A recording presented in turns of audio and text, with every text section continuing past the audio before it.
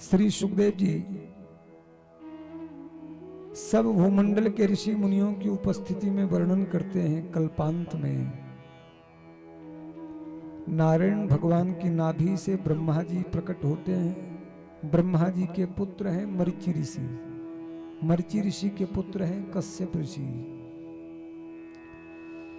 इनके हैं विवस्वान, उनके पुत्र हुए श्राद्धदेव मनु।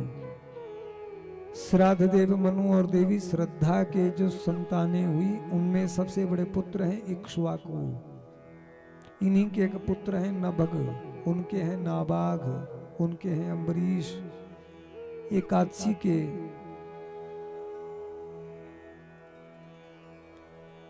महिमा में अम्बरीश जी का भी बहुत सुंदर स्थान है।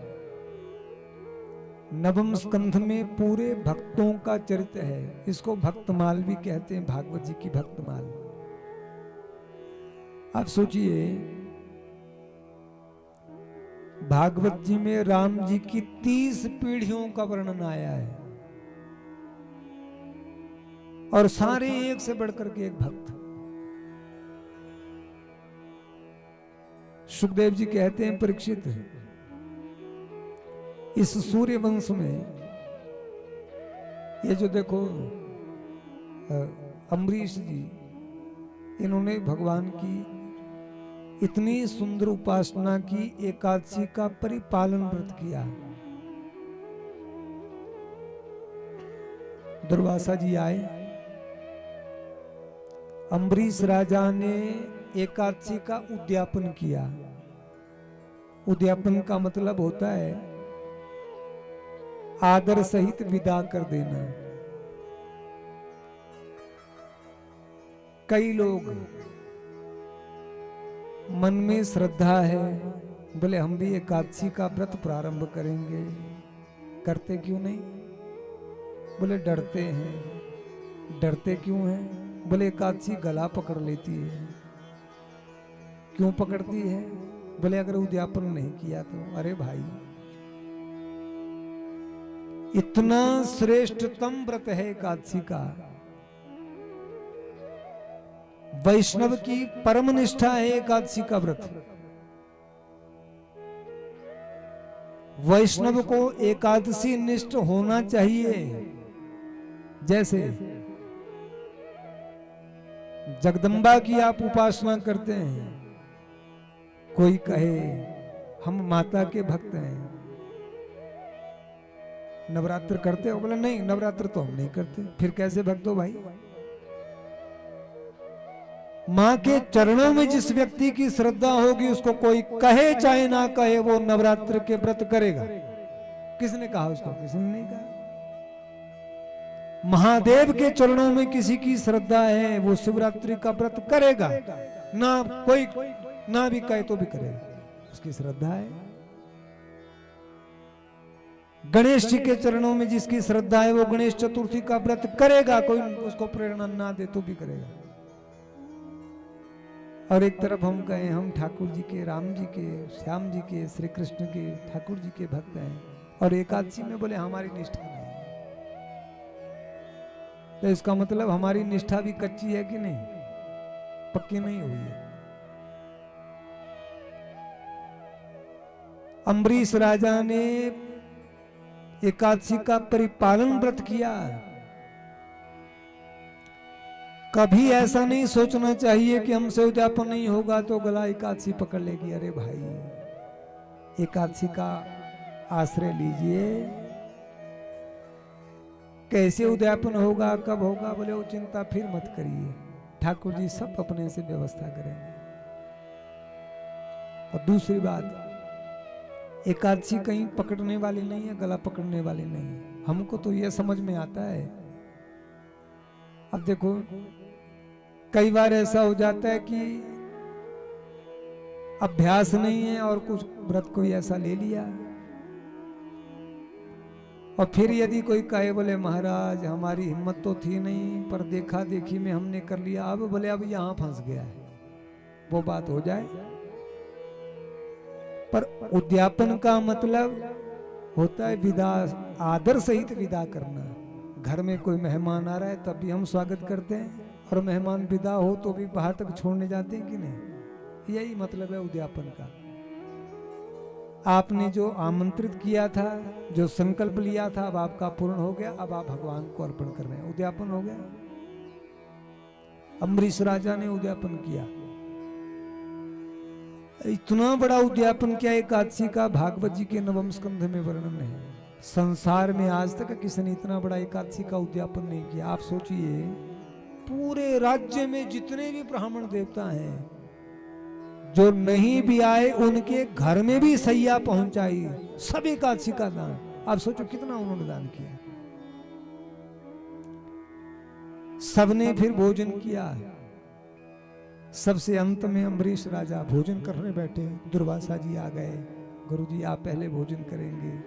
दुर्वासा जी बोले हम पहले स्नान करने जा रहे हैं यमुना जी में। चले गए, स्नान किया, वहां ध्यान में बैठ गए, और द्वादशी तिथि भी समाप्त होने को थी। अम्बरीश राजा को विप्रों ने कहा आप तो जल भी नहीं लेते, भगवान का चरणामृत ले लीजिए, व्रत द्वादशी में पूरा हो जाएगा, फिर त्रयोदशी लग जाए कोई बात नहीं। क्योंकि दुर्वासा जी जब तक भोजन नहीं करेंगे तब तक तो अम्बरीश भोजन करेंगे नहीं, और द्वादशी तिथि खत्म होने को थी, द्वादशी में पारायण करना है। अब क्या करें, चरणामृत लिया, व्रत पूरा कर लिया। दुर्वासा जी आए, दुर्वासा जी ने देखा तिथि तो समाप्त हो गई। बोले राजन तुमने पारायण कैसे किया एकादशी का? बोले गुरुजी हमने कर लिया।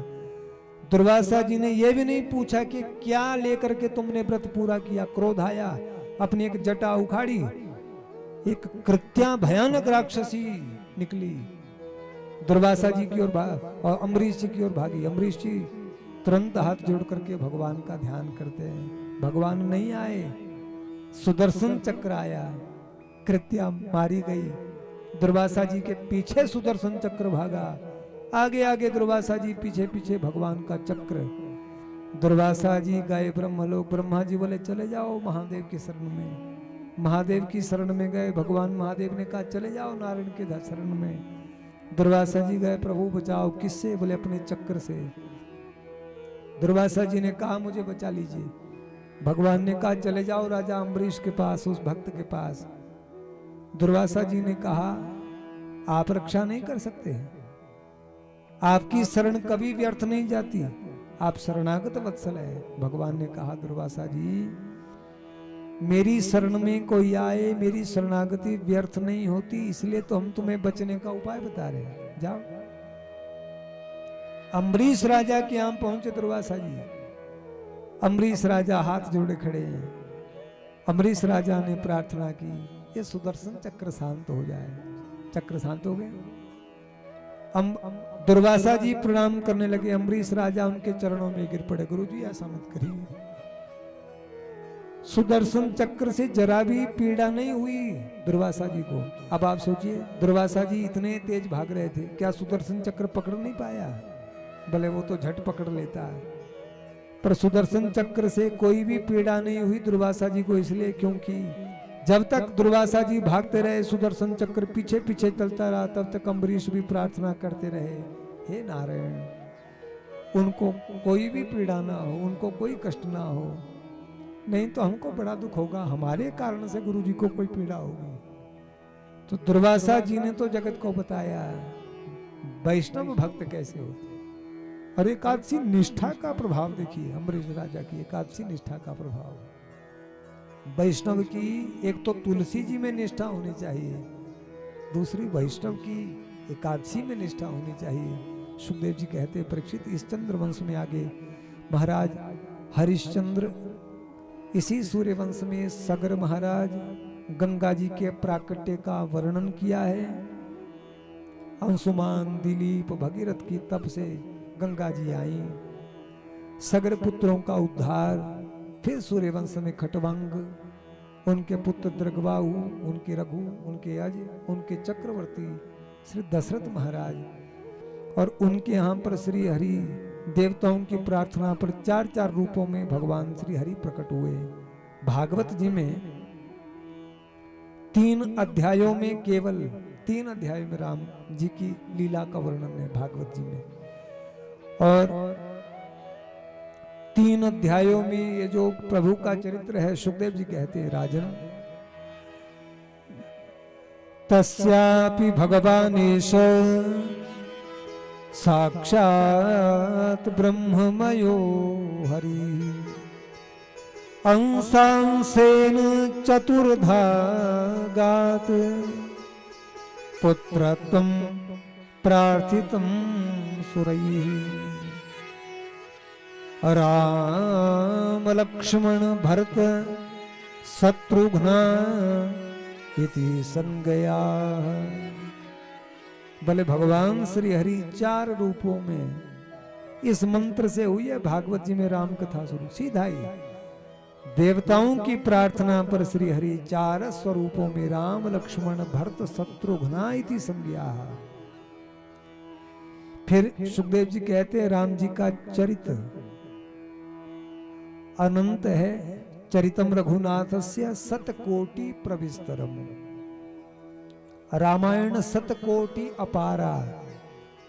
पर बड़ी सुंदर बात यह है कि एक एक अक्षर भी राम जी के चरित्र का, एक एक अक्षर भी राम जी की कथा का, बोले महापातक नाशनम। इतना पावन चरित्र राम जी का है। राम जी को पतित पावन कहते हैं ना। उनकी कथा का एक एक अक्षर भी बड़े बड़े पापों को नष्ट करने की सामर्थ्य रखता है। चरितम रघुनाथस्य शतकोटि प्रविस्तरम एक एक अक्षरम पुंसा महापातक नाशनम। पहले एक मंत्र में राम जी को प्रणाम किया सुखदेव जी ने। इतना सुंदर ये भगवान के लीला का स्मरण करते हुए प्रणाम किया गया है।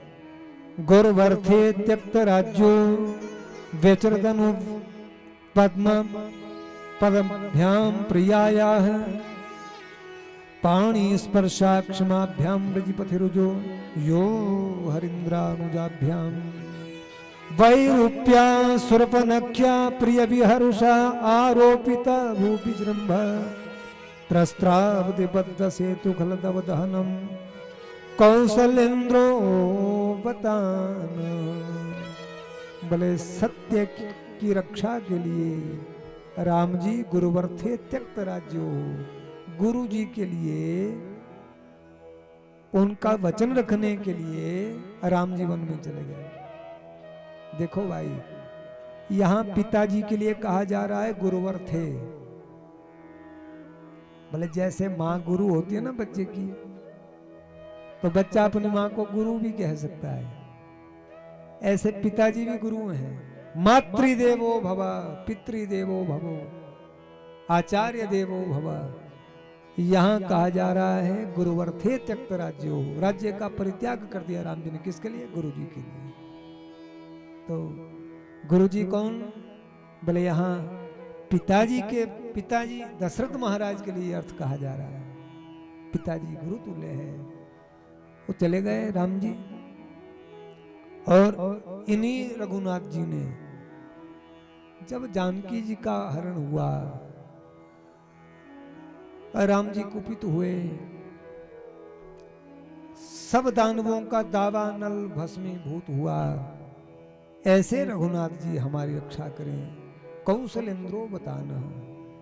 फिर बड़े सूत्रात्मक ढंग में राम कथा कही। अयोध्या जी में भगवान रघुनाथ जी का प्राकट्य मधुमास में, 9वीं तिथि मधुमास पुनीता। दशरथ महाराज के यहाँ पुत्रेष्ठ यज्ञ, रानियों ने चरु लिया, सगर्भा हुई। बड़ी अवस्था में दशरथ महाराज के यहाँ पर श्री हरि 4 रूपों में प्रकट हुए। तो आनंद कितना हो गया? 4 गुना हो गया। बड़ा पावन राम जी की कथा में, रामायण में राम जी का जो बाल चरित्र है, गोस्वामी जी ने तो इतना बृहद वर्णन किया है सुंदर श्री रामचरितमानस में बाल कांड का। कितना बृहद कांड है। पर आप देखिए सुखदेव जी तो 3 अध्याय में ही इतने सूत्र रूप में राम जी की कथा को वंदन कर रहे हैं। ये भागवतोक्त रामायण है। सुखदेव जी राम कथा कह रहे, राम जी को प्रणाम किए बिना कृष्ण जन्म हो नहीं सकता। पहले आता है त्रेता युग, फिर आता है द्वापर।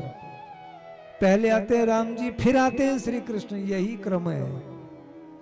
तो कितनी भी जल्दी हो फिर भी ऐसा नहीं हो सकता कि कथा में कोई राम जी का चरित्र छोड़ दे और कृष्ण का चरित्र पहले करे। क्रम यही है, पहले राम जी आएंगे। अत्यंत संक्षेप में स्मरण किया, लेकिन सुखदेव जी कह रहे हैं परीक्षित, राम जी धर्म का स्वरूप है। रामो विग्रहवान धर्म। राम जी साक्षात धर्म की प्रतिमूर्ति है। धर्म की परिस्थापना राम जी ने अपने आचरण के माध्यम से की। हम निवेदन कर रहे थे, भागवत यदि हमको मरना सिखाती है तो रामायण हमको जीना सिखाती है।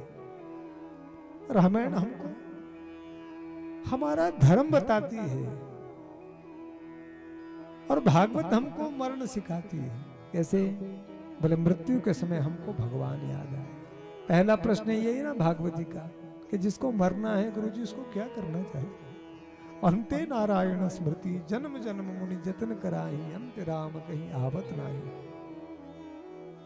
सुखदेव जी महाराज वर्णन कर रहे हैं कि भगवान रघुनाथ जी की बड़ी पावन मधुर बाल लीला है।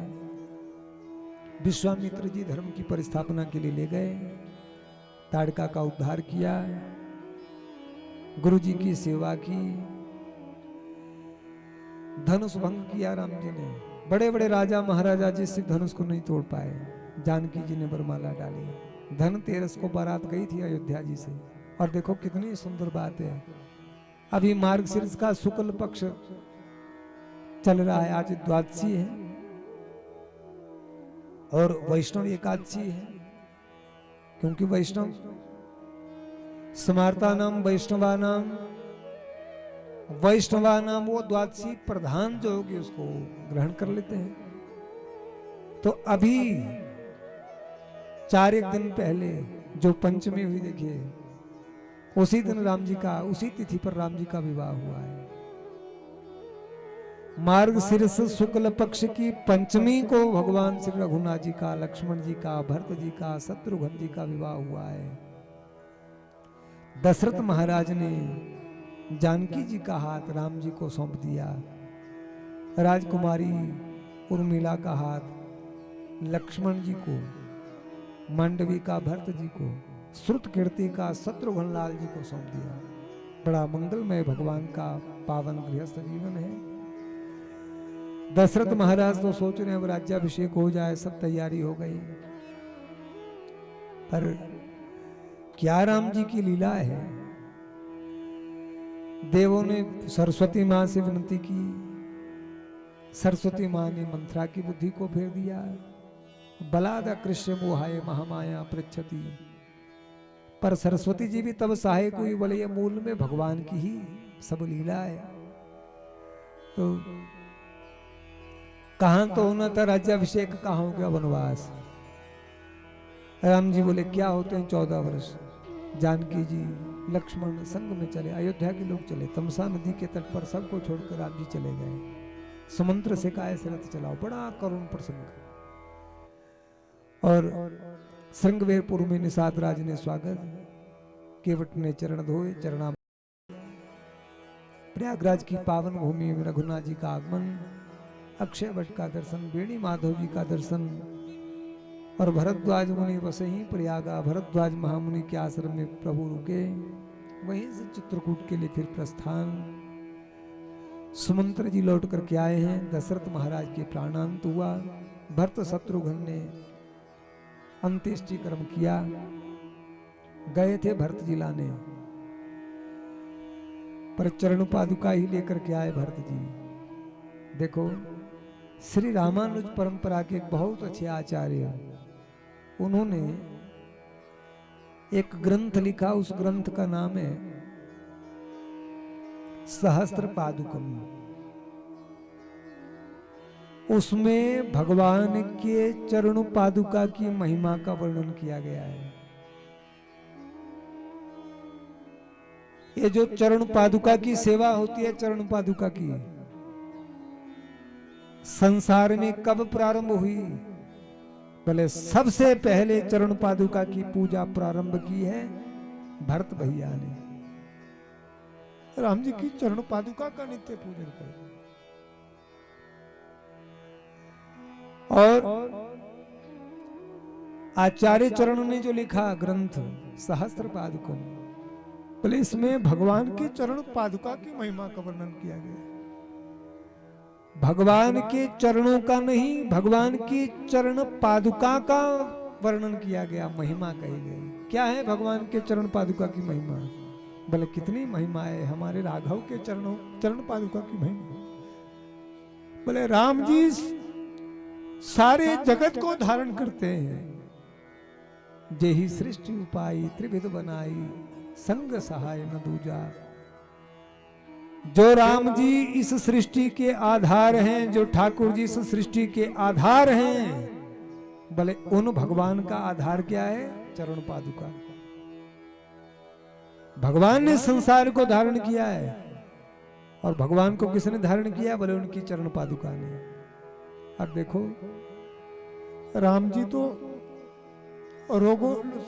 तो सब लोगों को रोते बिलखता छोड़ करके चले गए। जो करुणा सिंधु भगवान हैं, सब प्रार्थना कर रहे हैं मत जाओ राघव। दशरथ महाराज रो रहे हैं, हे राघव मत जाओ। पर राम जी को मानो किसी पर करुणा नहीं आई। सबको रोता देख करके भी राम जी चले गए। नहीं, मुझे अपना कर्तव्य निभाना है, मुझे अपना धर्म निभाना है। बोले राम जी तो रुके नहीं, पर धन्य है ये भगवान की चरण पादुका, इसने सबको सहारा दिया। राम जी नहीं आए अयोध्या में तो क्या हुआ? उनकी चरण पादुका है। सुखदेव जी महाराज वर्णन कर रहे हैं, चरण पादुका लेकर के भरत जी आए। बड़ा पावन प्रसंग है। चित्रकूट में भीड़, भगवान पंचवटी पहुंचे, सुर्पनखा आई थी, झपट पड़ी, लक्ष्मण ने विरूप कर दिया, खरदूषण को लाई, मारे गए। रावण को लेकर के आई, जानकी जी का हरण, जटायु का मरण, जानकी जी की खोज। और राम जी ने सबरी पर अनुग्रह किया। ऋष्यमुख पर्वत से सुग्रीव ने देखा, हनुमान जी को भेजा, सुग्रीव से मित्रता हुई, बाली का उद्धार हुआ। एक बात, बाली का जब उद्धार किया भगवान ने, सुग्रीव गया लड़ने के लिए, और बाली ने, सुग्रीव तो गया रघुनाथ जी के बल से, अपने आप तो नहीं जा सकता था। राम जी ने कहा कोई बात नहीं, हम तुम्हारे दुखों का अंत करेंगे। सुग्रीव गया, राम जी बोले हम एक तीर से ही उसके प्राण हर लेंगे। सुग्रीव का युद्ध हुआ बाली से, पर बाली ने इतना मारा कि सुग्रीव तो रघुनाथ जी से शिकायत करने लग गया। देख ली आपकी मित्रता, ऐसी मार खाने के लिए आपने भेजा था हमको, आपके भरोसे गए, ये फल मिला हमको आपके ऊपर भरोसा करके। सुग्रीव कहता इतनी मार तो हमने जीवन में कभी नहीं खाई, आप पर विश्वास करके खाइए। राम जी बोले देखो सुग्रीव बुरा मत मानो, अरे हम तीर चला रहे थे लेकिन पता ही नहीं लग रहा था एक ही जैसे तुम दोनों। तो अब आप सच बताइए, क्या राम जी सत्य कह रहे हैं? नहीं लगता कि राम जी सत्य कह रहे हैं।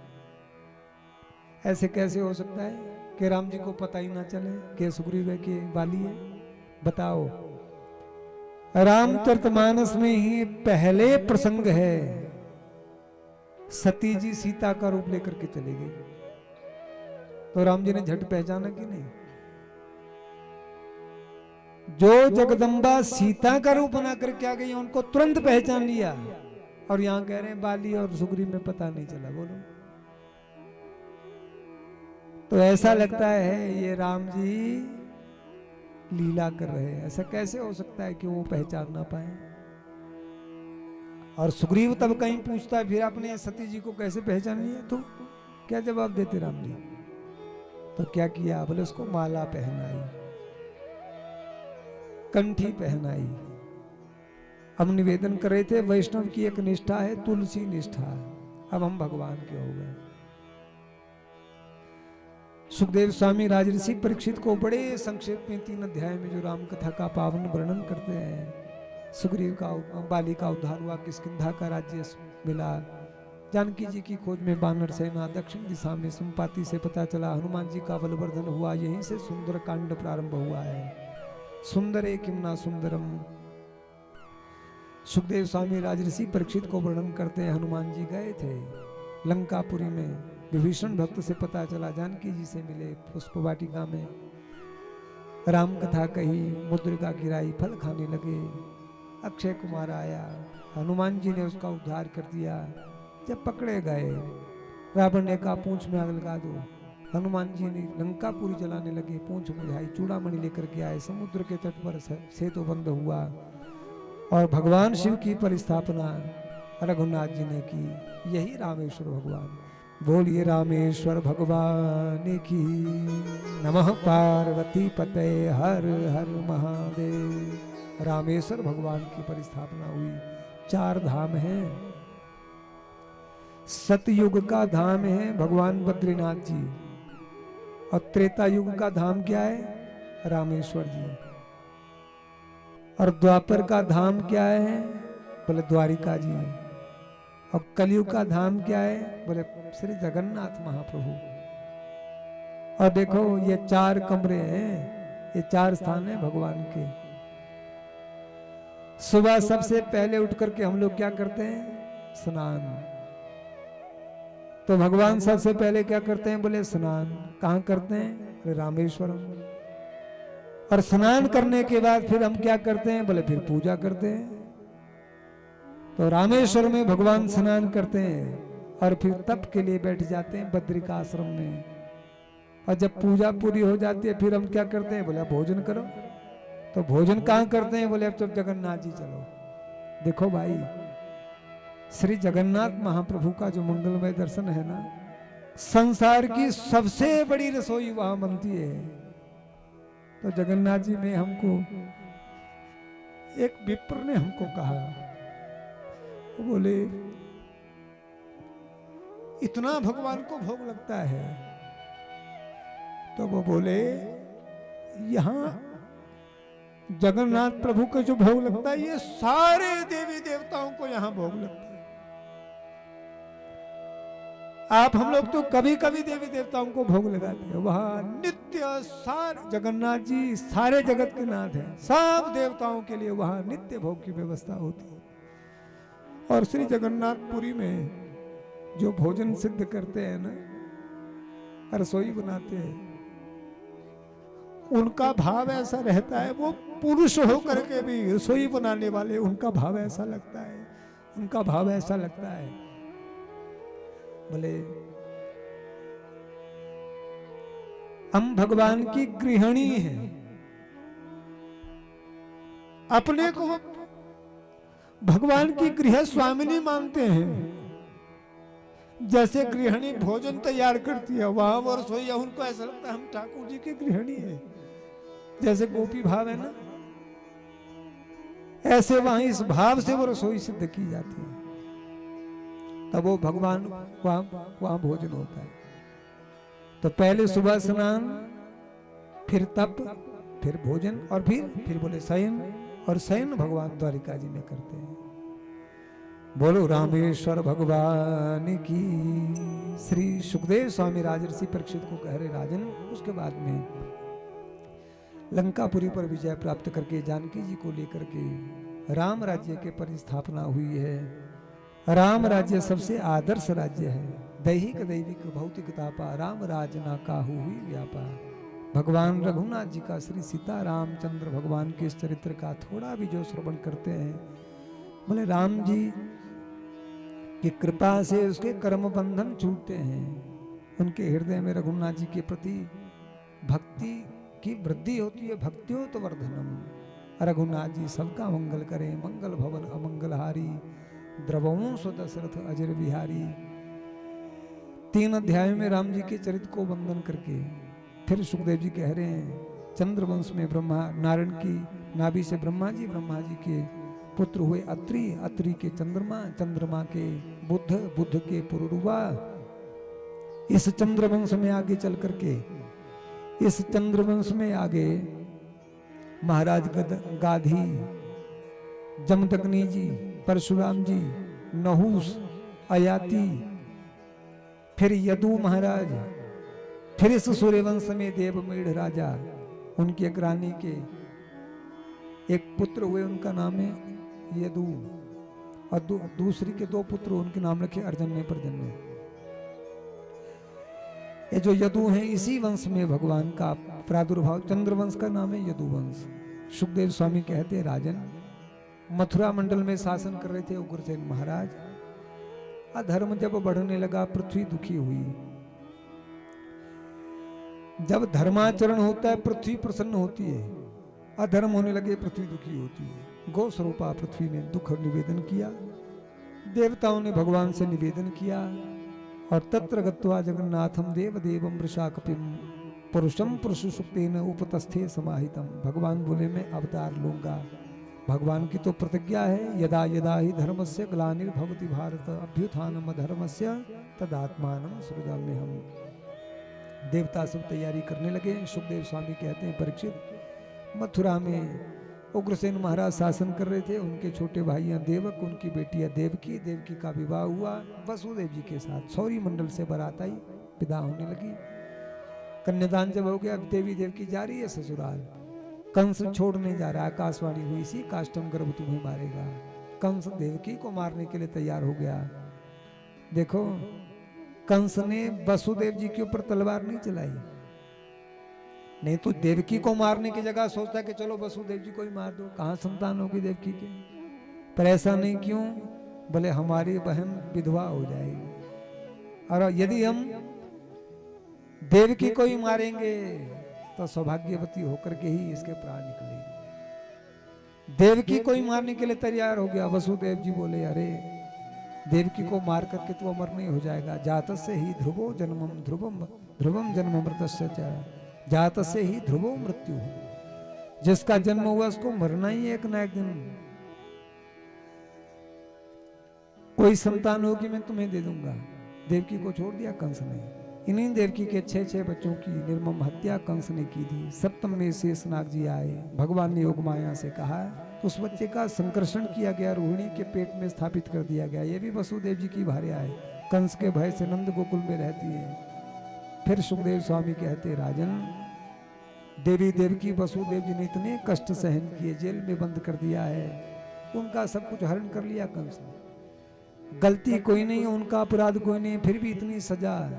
पर देवी देवकी वसुदेव जी ने कभी शिकायत कोई भगवान से नहीं की। इसमें भी भगवान का अनुग्रह ही है। प्रत्येक अवस्था में भगवान का अनुग्रह वो मान रहे हैं, इसी का फल है। भगवान उनके यहाँ पुत्र बन करके आए। धीरे धीरे समय बीता। परम पावन भाद्रपद मास कृष्ण पक्ष अष्टमी तिथि बुधवार रोहिणी नक्षत्र, आधी रात को 12 बजे देवता भगवान के स्वागत के लिए मथुरा की जेल में आए और देवताओं ने स्तुति की। सत्यव्रतम सत्य परम त्रिसत्यम सत्यस्य योनि निहतम च सत्ये सत्यस्य सत्यमृत सत्य नेत्रम सत्यात्मकम त्वं शरणं प्रपन्ना। बार बार सत्य स्वरूप कहकर के वंदन किया। देवता निज निज लोक में गए। आधी रात को 12 बजे भगवान का पहले चतुर्भुज रूप प्रकट हुआ। देवी देव की वसुदेव जी ने देखा। तमद्भुतम बालकमम्बुजक्षणम चतुर्भुजम शंख गदा युधायुधम श्रीवत्स लक्ष्मण गलसौभिकौस्तुभम। तमद्भुतम बालकमम्बुजक्षणम, अद्भुत बालक है, चतुर्भुज है, पीत पीताम्बरधारी है, शंख चक्र गदा पद्मधारी है। देवी देव की वसुदेव जी ने जाना भगवान प्रकट हुए हैं। अब तक जो दुख मिला था, जो कष्ट हुआ था, सब भूल गए। परम आनंद हुआ, भगवान प्रकट हुए हैं। मानो अब तक बड़ी तपस्या की है, बड़ा कष्ट सहन किया तो कि बड़ा तप किया है, अब इस तप से भगवान प्रकट हुए हैं। देवी देव की वसुदेव जी ने स्तुति की, भगवान ने उनके पूर्व जन्म का स्मरण कराया और कहा अभी मैं छोटा सा बालक बन जाऊंगा, टोकरी में डाल करके ले जाना, किवाड़ सब खुल जाएंगे, गोकुल छोड़ देना, फिर मैं कुछ बड़ा होकर के आऊंगा, आपको मुक्त करूंगा। बोलो बाल कृष्ण भगवान की। अभी कथा महोत्सव में यजमान परिवार को, आप सबको भगवान के प्राकट्य की खूब खूब बधाई।